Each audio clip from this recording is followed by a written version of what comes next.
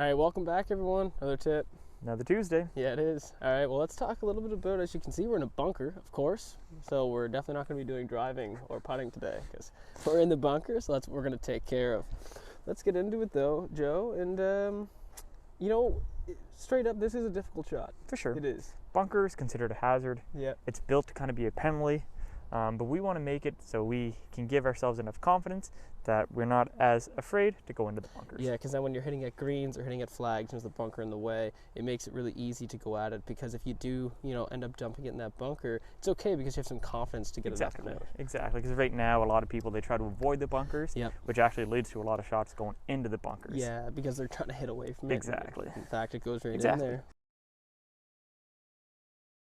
So as we get into the stand, so like we talked about in last week's tip, how we did that in-between shot, how we have our weight on our front side. We want to do the same thing here. If we line up, we want to have this ball on the inside of our front foot. And what we do, we dig ourselves in, so this gives us a nice solid base to hit out of that bunker. And what we do here is out of that front, and what we want to do is we want to, what we call, open that face. Yep.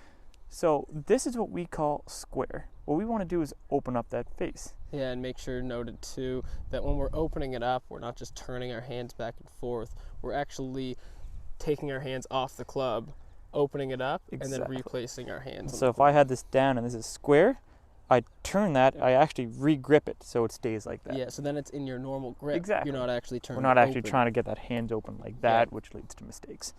So what we do, so ball off our front foot, weight forward, and what we want to do, so we open up that face, and what we want to do is as we swing back, we want to keep this face open pretty much through the entire shot. Mm-hmm. We don't want to have this face closed and really kind of go at the ground like that. Yeah, so there's no rotation down into it like we might see on the driving range. We don't want to use this, what we call this leading edge here, that front edge. We want to use the bounce of the club, so this back part here. Yeah, the bottom or the sole. Exactly. Yeah, and while Joe's in there too, I'm going to draw a little circle here for him right in the sand there. It's kind of just, that's the sand we're looking to get up and out of the bunker. Exactly. Because with the shot that we're going to do, we want to get the sand out, but the only way to do that is to feel like we swing fast through it, which even if we're trying to advance at 15 feet, we're going to feel like we're trying to hit it 20 yards. Exactly. We see a lot of people who struggle with bunkers. They take really big swings and then they slow down because they're scared that they're going to not make solid contact. Yeah. It's more efficient where if we take kind of a shorter swing and really accelerate and keep moving a little bit quicker through the ball instead of slowing down. And it's just like if you're in a race too. If you ever come around the last corner, you hit the brakes, you're going to lose the race. So at any point in your swing, if you decide to slow down whatsoever, you're going to lose to the sand, and the sand's going to win, and the ball's not going to get out of the bunker. Exactly. You have to keep accelerating because you want to win that race with that sand. So we go into it. So off our front foot, dig ourselves in to give ourselves a nice solid base.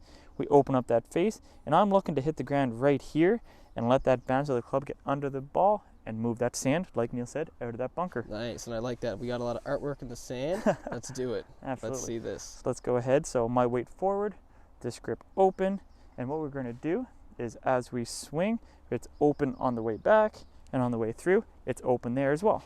So let's get into it and accelerate. Yeah, just like that. And you can see that your weight is kind of still on that forward leg. Keep that weight on the front side. At no point did you lean back or try to help it. And you can actually see right there, you got rid of the sand that I already drew. The circle's no longer there. Yep. And again, one last thing that we'll step on is that as we come down, we don't want to dig in. We don't want to kind of hear this sound. We want to hear a nice kind of splash like that. Yeah, we don't want to see any of almost the bottom layer, or you'll actually notice the color of the sand is different if you're getting too into it. Exactly. We just want to kind of breeze off that top layer of the It's sand. just kind of almost like a little skip. All right. Give this one a try, guys. And we'll see you next week.